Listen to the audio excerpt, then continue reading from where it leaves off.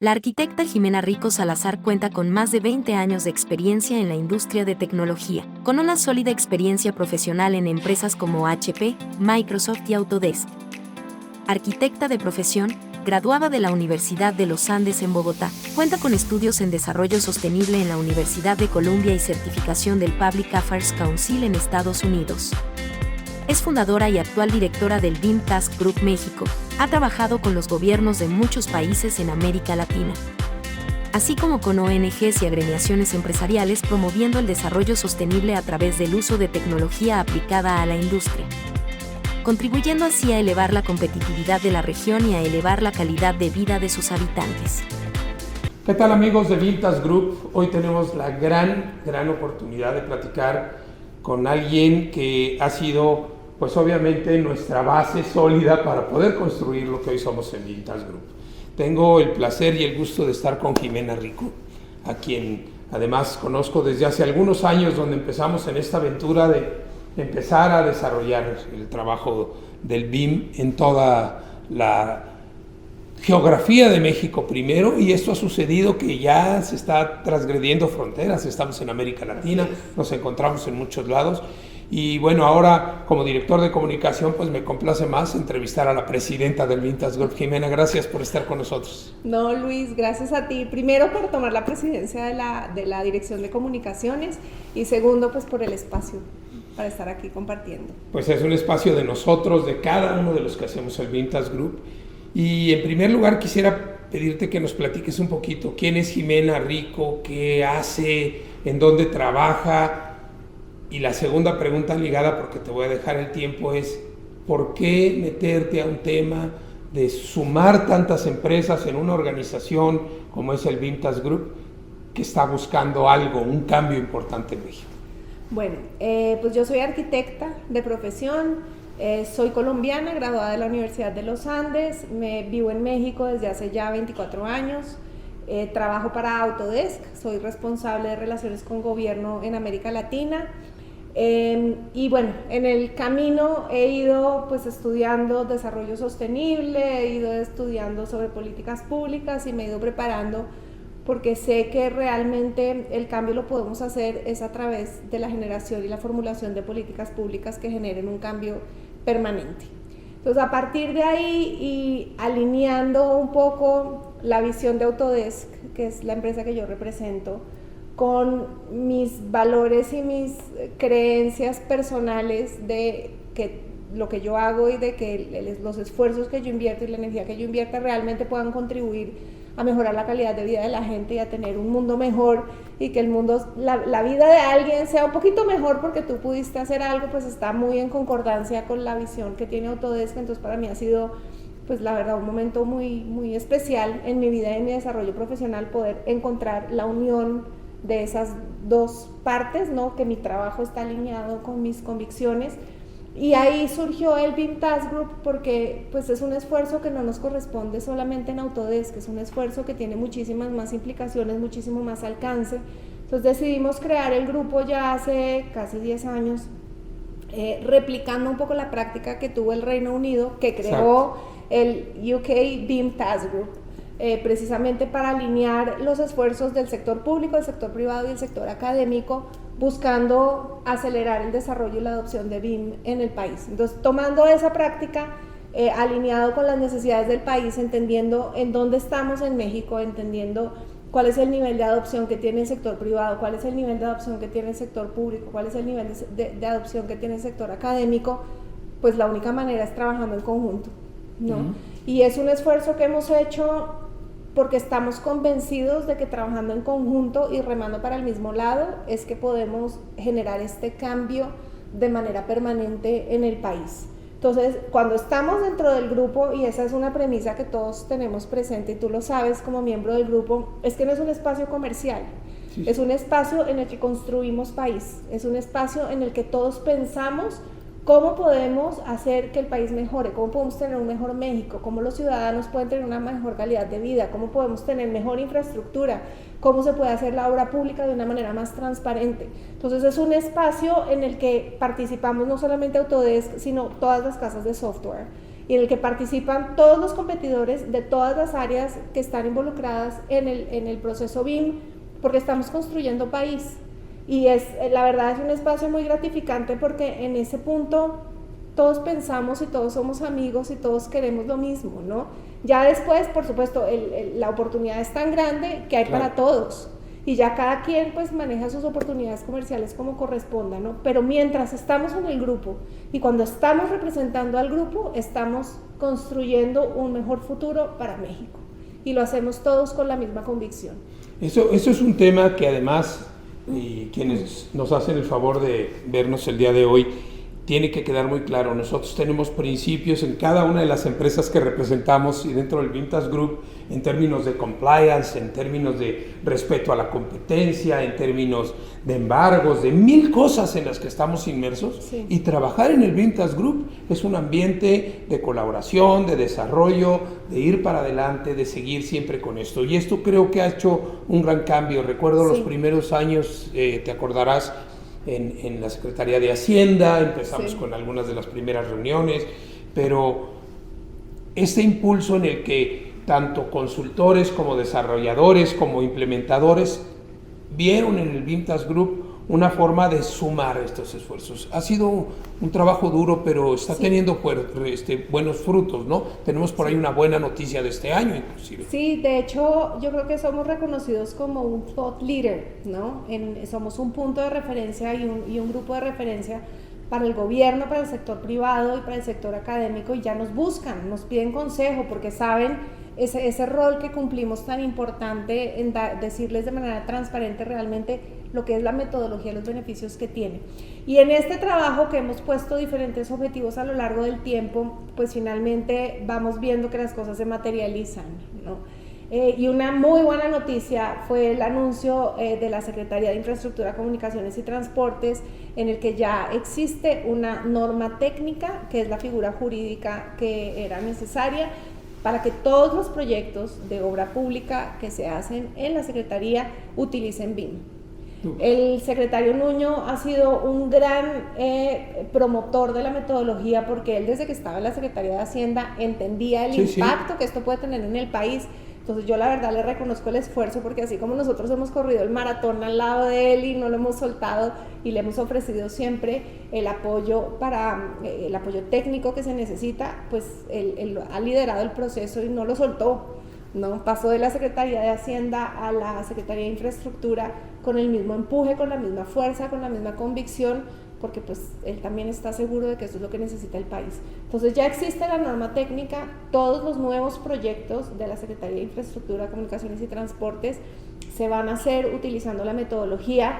Este es un primer paso, falta un camino enorme por delante en cuanto al proceso de adopción, ¿no? Y ese siempre es un reto, en todos los países lo hemos visto, pero el primer paso era pues decir ya esto es mandatorio en el país.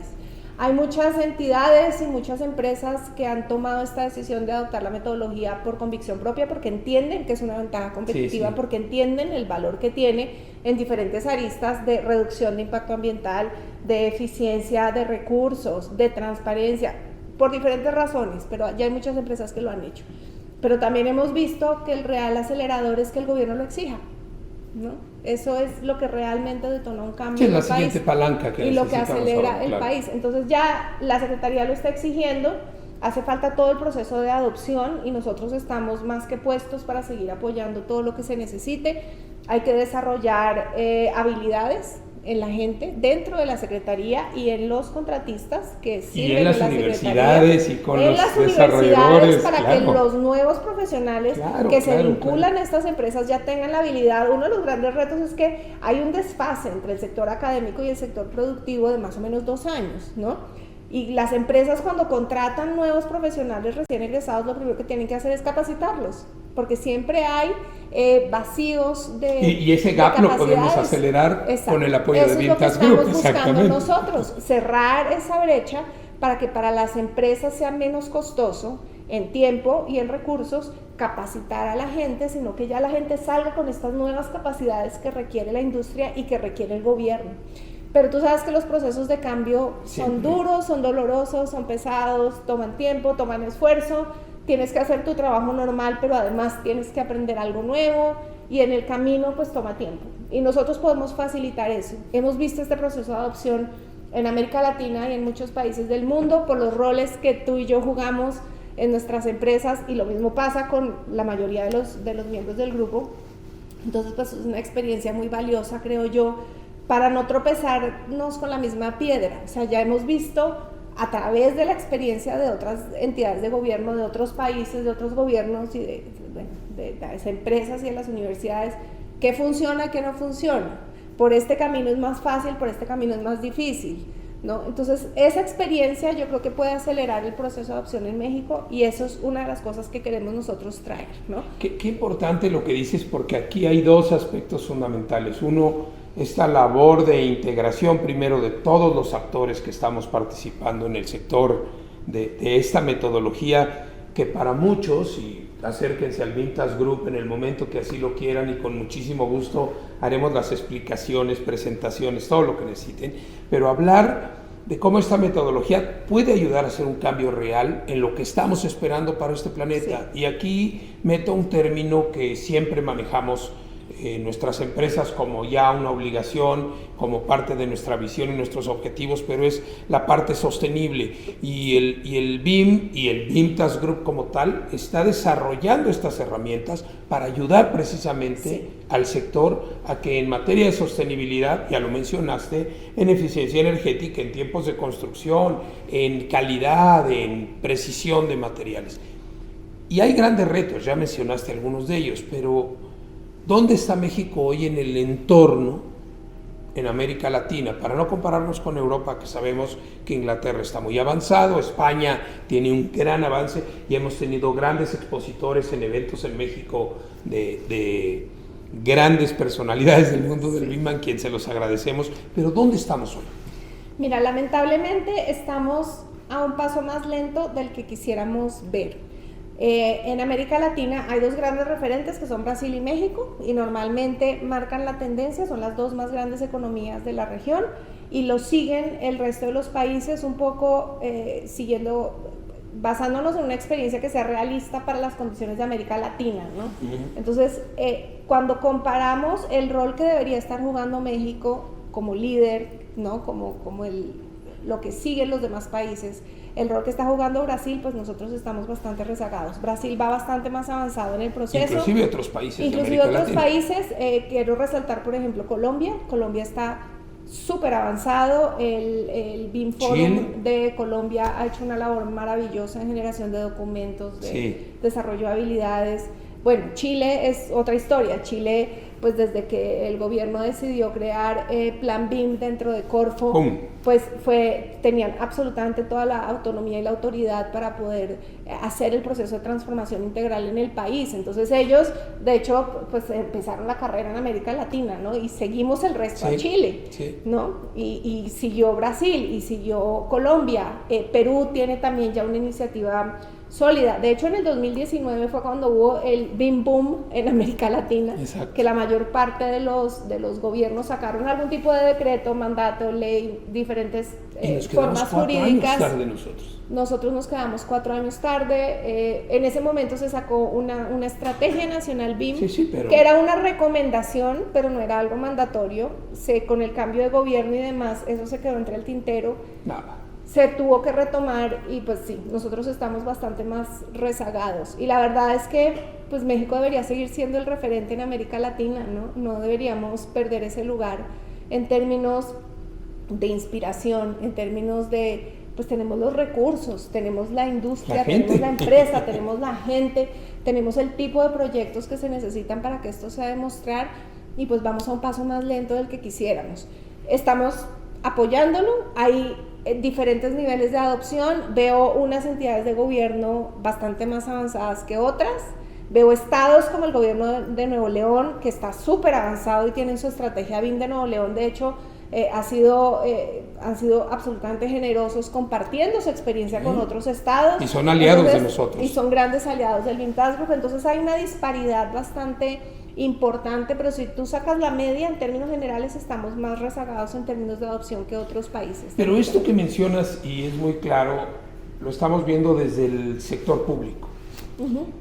Hay que reconocer que el trabajo que hacen muchos de nuestros miembros en el BIM Task Group, empezando por los desarrolladores del software, por supuesto, que han hecho un gran trabajo en tener herramientas y cada día más amigables. Yo no soy experto en el software y me encanta el software de digitalización, de BIM, de desarrollo. Sabes que me gusta volar el dron y que me gusta jugar con los puntos y hacer muchas cosas. Pero el sector privado ha hecho una gran tarea. Sí. O sea, hay grandes proyectos en México que inclusive no están reconocidos por el gran valor que les implementó en el proyecto el haber utilizado la metodología BIM.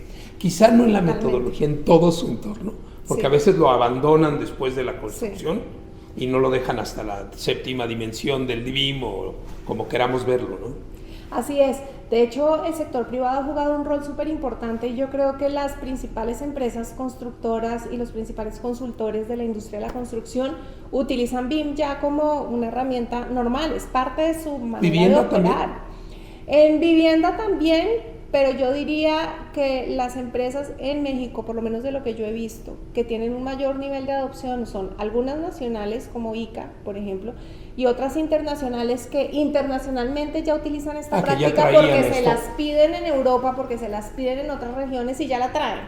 El tema ahí es que como no hay un requerimiento formal del gobierno nacional, cada quien hace el BIM bajo su interpretación y como quieren para eficiencia de ellos, pero se pierde mucho el valor de BIM porque al el gobierno no sacar provecho de toda esa información que estas empresas están generando y no pedirla de una manera estandarizada y no pedirla con cierto nivel de profundidad, pues el gobierno no sabe qué hacer con esa información y no la aprovecha. Por eso es donde se suelta en algún punto, como dices tú, y no se saca el 100% del provecho que se debería sacar. Esperamos que ahora con la norma técnica sea un primer paso para estandarizar este nivel de requerimiento que tiene el gobierno de BIM, por lo menos de la parte pública. El sector privado va a otro ritmo, va mucho más rápido, pero nuevamente, si el gobierno no lo pide, pues cada quien decide qué tan lejos quiere llegar con BIM. De pronto pues hay pliegos de licitación en los que se pide el modelo, se entrega el modelo, pero realmente no se aprovecha la información. BIM no es un modelo tridimensional. No. El modelo tridimensional es el corazón de BIM, pero BIM es la metodología que hay alrededor del modelo para poder colaborar, para poder hacer más eficiente, para poder detectar errores, para poder prever problemas, para hacer análisis de sostenibilidad, de consumo. Ahí es donde está el real valor de BIM. Y pues con el nivel que se ha tenido hasta ahorita, insisto, no es un caso exclusivo de México, así han empezado todos los países. Nos hemos demorado un poco más nosotros en arrancar, pero así empiezan todos los países, requiriendo BIM de una manera muy básica, por lo menos para tener el primer modelo. Pero lo que es importante es que el gobierno sepa qué hacer con esa información. Sí. Por eso es tan importante el desarrollo de habilidades y el cambio de mentalidad y de procesos dentro de las dependencias de gobierno para que puedan realmente explotar el valor que tiene BIM. ¿A qué se aspira? A que los proyectos de obra pública se administren y se operen utilizando un modelo tridimensional. Ahí es donde viene la real eficiencia, porque el costo de un proyecto durante todo el ciclo de su vida útil, el 10% es la construcción, pero el otro 90% es durante la operación y el mantenimiento. Y todo eso lo pagamos todos con nuestros impuestos. Sí. Entonces a todos nos interesa no solamente el proceso constructivo, sino la operación.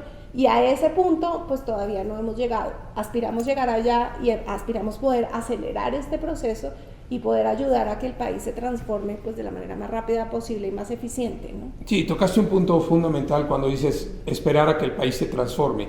El país tiene quizá no objetivos tan claros, aunque ya hay grandes iniciativas en este sentido, de llegar a esta transformación que requerimos para 2030, para 2050, con ciudades inteligentes, con ciudades mucho más estructuradas. Y el BIM sería una fuente de información fundamental. Hay una frase que le atribuyen a Winston Churchill que dicen que la información es poder. Sí. Y definitivamente el poder está en los datos. Y el BIM es una fuente de datos. Claro, y la información es útil en la medida que sepas qué hacer con ella. Porque si está ahí almacenado no sirve de nada. Pues, ¿de qué te sirve tener la información? Sí. Y pues hoy sí es lo que vemos en muchos de los proyectos, ¿no? Que está la información, pero nadie sabe qué hacer con ella. Entonces, y tú tocas un tema importante que es la administración de las ciudades. No solamente son los grandes proyectos de infraestructura que normalmente están por fuera de las ciudades, van a sumar pero la ciudad, que es donde vive el 70% de la población a nivel mundial, es lo que le da realmente calidad de vida a la gente. Y uno de los principales problemas, o uno de los principales factores que impactan negativamente la calidad de vida de la gente en las ciudades, por ejemplo, es la movilidad. ¿Cómo puedes tú resolver la movilidad de una ciudad si no tienes la perspectiva completa de ciudad? Total. ¿Qué pasa? Que hay un área de conflicto en una esquina, entonces dicen, ok, aquí hay un conflicto, hay que poner una glorieta, hay que poner un semáforo, hay que poner un paso a desnivel, pero cuando no se hace el análisis de la zona completa, lo que haces es trasladar, ¿no? el problema 2 cuadras más adelante o 3 cuadras más adelante. Y porque es muy difícil tomar esas decisiones de análisis de información si no tienes las plataformas digitales, ¿no? Es como hoy en día pretender hacer cálculos pues mentales y no utilizar una calculadora o no utilizar una hoja de Excel, una hoja de cálculo, ¿no? Entonces la tecnología existe y realmente la calidad de vida en las ciudades se puede mejorar a través del análisis de datos, viendo la ciudad como un ente integrado, ¿no? Hay ejemplos maravillosos, como por ejemplo que Medellín, a través de corredores verdes, haciendo un análisis de ciudad, ha bajado la temperatura de la ciudad 4 grados. Eso es maravilloso. ¿Y las islas de calor en México? ¿Qué? Y el problema de sequía que tenemos en México. Claro. Entonces, la sequía no la vamos a resolver si no recuperamos la capa vegetal y si no recuperamos que el ciclo del agua, ese flujo sea correcto, vuelva al lugar en el que tiene que estar, porque hoy en día el ciclo del agua pues hay zonas que están inundadas y hay zonas que están en sequías. ¿Por qué? Porque donde hay sequía ya no hay capa vegetal que haga que ese ciclo de manejo de agua natural se mantenga en esa zona. Se necesitan árboles. Si no hay árboles, el agua se va a ir al mar nuevamente. Entonces, pues hay muchas decisiones que podemos tomar analizando las ciudades como un ente integrado, con todos sus factores y con todas sus aristas. Esa capacidad de análisis nos la da la tecnología y nos la da la metodología. Entonces, oportunidades de uso hay 1000, ¿no? La verdad es que las opciones son infinitas. Y una ciudad inteligente, lo que nosotros vemos es que no es una ciudad llena de sensores. Una ciudad inteligente es una ciudad que garantiza la calidad de vida y la prestación de servicios básicos a sus ciudadanos. Literal. Eso es una ciudad inteligente. No necesito medir todo. No necesitas tener un sensor en cada esquina. Sí. Llegará un momento en el que puedes tener un sensor en cada esquina para mejorar. Pero en principio, una ciudad inteligente es una ciudad que le permite a sus ciudadanos tener buena calidad de vida. Y que conoce la información que genera la ciudad. Que eso ya se genera. Sí. Lo que pasa es que está en silos, está desarticulada. Exacto. Entonces, se rompe un tubo de agua, llegan a romper la calle para poder reparar el tubo de agua y entonces perforan el ducto de gas. Se descompone el otro más el otro. Exacto. Y entonces empieza un ciclo, ¿no? Por falta de información. Sí. Porque cuando llegaron a arreglar el ducto de agua no sabían que al ladito estaba el ducto de gas o que pasaba el de fibra óptica. Y entonces es una falta de información terrible porque las ciudades funcionan en silos. Así están constituidas y así funcionan. Se necesita tener ese gran cerebro de información de ciudad, que es información integrada, para que cada quien pueda accesar la información que necesita, alimentarlo, mantenerlo actualizado con todos los parámetros de seguridad que implica, pero eso también es BIM. Por supuesto. BIM no solamente es un puente, BIM es una ciudad inteligente que da calidad de vida a sus ciudadanos. BIM te sirve para resolver los problemas de movilidad de una ciudad. BIM te sirve para tomar decisiones de corredores verdes que permitan que el ciclo del agua vuelva a las ciudades y que se pueda bajar la temperatura y que podamos superar esta sequía tan terrible que tenemos. Todo se puede hacer. Sí, es una metodología muy completa que sabemos que muchos de los que nos están viendo están involucrados en este sector, pero invitamos a aquellos que están interesados y a quienes no, acérquense a Vintas Group. Tenemos herramientas y mecanismos para hacerlo. Yo me podría quedar toda la tarde platicando con Jimena y hablando de estos temas, pero le voy a hacer quizá una de las últimas consultas el día de hoy. en donde le quiero preguntar, ¿cuál es el siguiente paso para nosotros en términos de educación, en términos de implementación? Que ya hablamos un poco de ello, pero desde tu perspectiva, ¿cómo podemos aterrizar esto en el corto plazo? Y para cerrar, pues, ¿qué ofrece el Vintas Group a quienes nos están viendo? Ok, nosotros lo que intentamos a través de las diferentes comisiones es ayudar a las diferentes entidades que correspondan, sector público, sector privado, sector académico, a dar pasos pequeños que les permitan dar victorias tempranas. Y esto lo digo, creo que cada vez que me entrevistan o cada vez que me refiero. BIM es un monstruo de 7 cabezas, pero nadie se tiene que comer el monstruo con las 7 cabezas al mismo tiempo. Probablemente a una universidad o a una pyme que es parte del ecosistema de una gran empresa constructora le corresponde el ojo derecho de la cabeza número 3.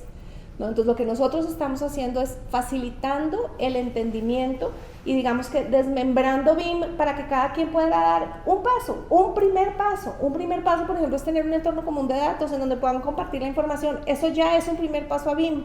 No es el monstruo completo en todo el ciclo de vida. Común. Sí, exacto, un lenguaje común. Entonces eso estamos haciendo y eso creo que es lo que podemos hacer nosotros de manera muy práctica y muy aterrizada. Si se acercan a nosotros y son una pyme, nosotros podemos hacerles un diagnóstico muy fácil de hacer, es una sesión de muy pocas horas o de llenar un formulario, en el que les podemos decir cuál es el primer paso, segundo paso, tercer paso que pueden dar para empezar con el proceso de adopción. Lo mismo una entidad de gobierno, lo mismo el sector académico, estamos facilitándoles el proceso de adopción de BIM, incluirlo curricularmente. Un proceso de modificación curricular en una universidad toma 2 años, también es y a veces más, complicado. en México mucho más. Entonces también los estamos ayudando con estos recursos de aprendizaje para que puedan incorporar BIM en el currículum sin tener que entrar en estas modificaciones curriculares pesadas. BIM Task Group México agradece las facilidades brindadas para la realización de esta entrevista a Autodesk, Saint-Gobain, Comisión de Gobierno del BIM Task Group México y Comisión de Comunicaciones del BIM Task Group México, así como al licenciado Luis Alberto Vega, al maestro Carlos Palacino y por supuesto, a la arquitecta Jimena Rico Salazar. Gracias a todos y cada uno de los asistentes por sintonizarnos. Y gracias por hacer comunidad y construir país con nosotros.